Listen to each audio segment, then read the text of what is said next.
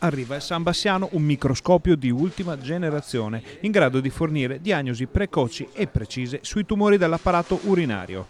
L'ospedale di Bassano del Grappa è la terza struttura in Europa a dotarsi di questa strumentazione grazie a una donazione dell'associazione Helios. Lo strumento è stato presentato al San Bassiano alla presenza degli imprenditori e dei liberi professionisti che danno vita proprio a Helios. Noi come imprenditori soci Helios siamo vicini alla sanità pubblica e sosteniamo la sanità pubblica perché è la sanità di tutti e tutti hanno bisogno della nostra sanità.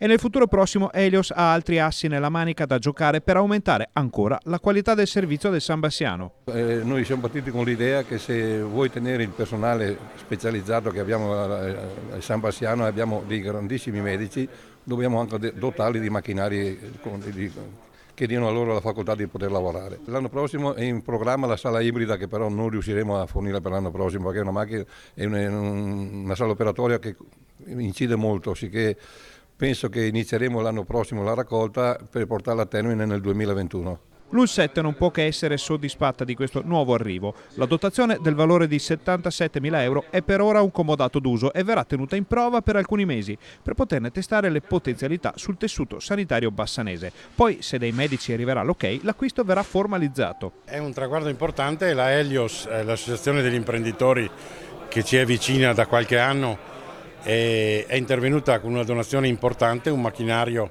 che per ora è in uso all'urologia ma che potrà essere esteso anche ad altre discipline come l'otorino o la gastroenterologia, e ci pone all'avanguardia in questo settore di diagnostica e terapia dei tumori dell'apparato urinario, una patologia purtroppo diffusa soprattutto nel sesso maschile, e quindi grazie di cuore alla Helios a nome dell'azienda e a nome di tutti gli operatori.